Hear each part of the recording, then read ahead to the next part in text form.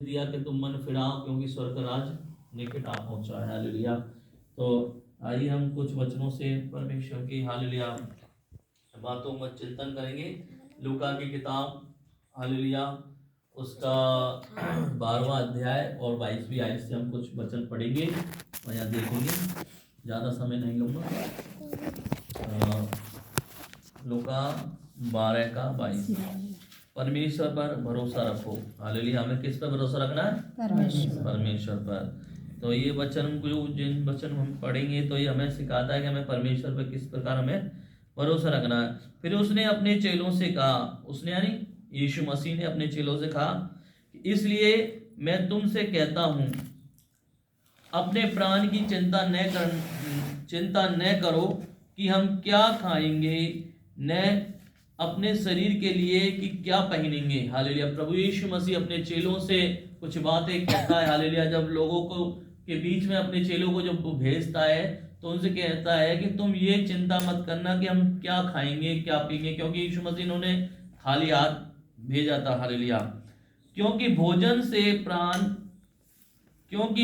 से प्राण और वस्त्र से शरीर बढ़कर है। हालेलुया। क्या है? भोजन से भी बढ़कर क्या है? प्राण है। यदि वचन से कहता है ना, यदि आज तुम्हारा प्राण ले लिया जाए, हालेलुया, तो जो तुमने जो सब कुछ इकट्ठा किया है, धन दौलत खेत जमीन जायदाद, तो वो किसके लिए? तो प्राण सबसे बढ़कर है शरीर के लिए। हालेलुया। भोजन से बढ़कर। हालेलुया। और वस्त्र से शरीर बढ़कर है। वस्त्र, यदि हमारे शरीर में हालेलुया कोई बीमारी हो जाए, खास कुछ हो जाए, हम कितने भी बढ़िया बढ़िया मलमल के कपड़े या उजवेले कपड़े हम अच्छे से अच्छे पहने तो वो कोई हमारा काम का नहीं है। हालेलुया। मन ही नहीं करेगा। हालेलुया। तो कौवों पर ध्यान दो। अब यीशु मसीह आगे कहता है कौवों पर, किसका उदाहरण दे रहा? कौवों का। हालेलुया। कौवों पर ध्यान दो, वे न तो बोते हैं, क्या है? कौवा बोते हैं क्या? न वे काटते हैं। हालेलुया। किसान हम लोग सब बोते हैं, काटते हैं, मेहनत करते हैं, जिस प्रकार से अंकल अपनी ड्यूटी में हालेलुया काम करते हैं, काट रहे हैं, बो रहे हैं। हालेलुया। जब जाके सैलरी मिलती है, जैसे किसान बोता है, हालेलुया, काटता है, तो जब जाके उसको कुछ हालेलुया मेहनत मजदूरी मिलती है उसकी। हालेलुया। अब यहाँ परमेश्वर हमें बताता है कि कौवों पर ध्यान दो, पक्षियों पर ध्यान दो, वे न तो बोते हैं न काटते हैं और न भंडारों में भंडार न उनके भंडार और न खत्ता होता है। यानी एक कौवा ऐसा जानवर है, हालेलुया, पक्षी है, ना तो वो इकट्ठा करता है, हालेलुया, ना वो बोता है, ना वो काटता है, हालेलुया, ना उनके क्या है, हम सबके क्या खत्ते होते हैं। खत्ता यानी जो भंडारण की शक्ति जो होती है, जैसे अपन ने बैंक में अकाउंट खुला रखा है तो हमने बैंक में भर के रख रखे, कहते हैं ना, रुपया भर के रख रखे, भंडार भर रखे, खत्ता भर रखे है ना। यानी खत्ता होते हैं जैसे अपन डालने जाते हैं कोई, अपने अपन जो अपन घर में जब कूड़ा करकट करते हैं, हालेलुया, भैंसों का जो भी जानवर जो खत्ता इकट्ठा हो जाता है, बड़ा, हाँ उसी में, हाँ खलियान, खत्ता होता है, तो भी परमेश्वर उन्हें पालता है। हालेलुया। क्या करता है? ना वे बोते हैं, ना काटते हैं, हालेलुया, ना वो इकट्ठा करते हैं, हालेलुया, और ना उनके कोई खत्ते होते हैं, लेकिन हालेलुया, ना उनके भंडार होते हैं, हालेलुया, तो भी परमेश्वर उन्हें क्या करता है? पालता है, उनको समय पर क्या खाना देता है। हालेलुया। तुम्हारा मूल्य पक्षियों से कहीं अधिक है। हालेलुया। क्या कहता है परमेश्वर? तुम क्या है? जानवरों से, पक्षियों से क्या अधिक मूल्यवान हो। हालेलुया।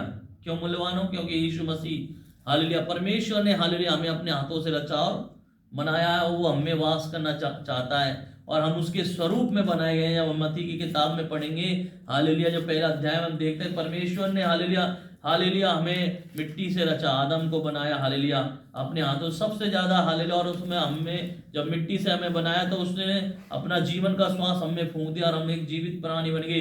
माँ बाइबल हमें सिखाती है, बताती है कि उसने अपने स्वरूप और समानता में हमें बनाया। परमेश्वर ने क्या बनाया? कम नहीं बनाया हमें, परमेश्वर ने अपने से क्या कहते हैं, ज्यादा भी नहीं बनाया और कम भी नहीं बनाया।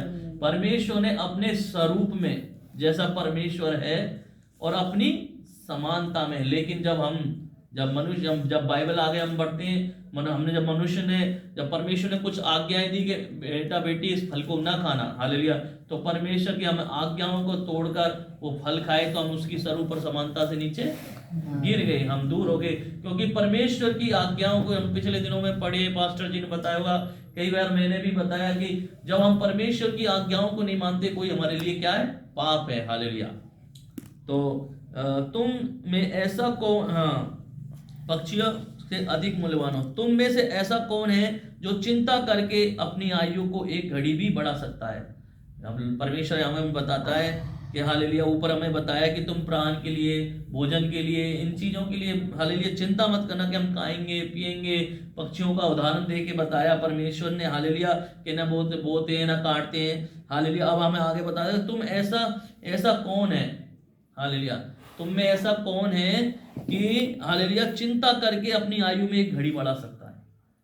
हमारे जीवन में हालेलुया, हम जब लंबी आयु जीना चाहते हैं, हम चिंता करने से हम कोई हमारी उम्र बढ़ सकती है क्या? कम हो गई। यीशु मसीह अपने चेलों से कह रहा है कि तुम अपने जब एक छोटा सा काम नहीं कर सकते चिंता करके, हालेलुया, अपनी एक घड़ी अपनी आयु नहीं बढ़ा सकते, हालेलुया, तो अपने इसलिए यदि तुम सबसे अपनी आयु एक घड़ी भी बढ़ा सकते हैं, इसलिए यदि तुम सबसे छोटा भी नहीं कर सकते, इसलिए यदि तुम सबसे छोटा काम भी नहीं कर सकते, तो और बातों के लिए क्यों चिंता करते हो। हालेलुया। जब तुम ये छोटा सा काम नहीं कर सकते, एक घड़ी अपनी आयु नहीं बढ़ा सकते, हालेलुया, तो इन बातों को क्यों चिंता करते हो। हालेलुया, कि हम क्या खाएंगे, क्या पहनेंगे, क्या कैसे करेंगे, हालेलुया, कैसे हम बच्चों की शादी ब्याह करेंगे, हमारे बच्चे जॉब नहीं लग रही तो ये कैसे करेंगे। हालेलुया।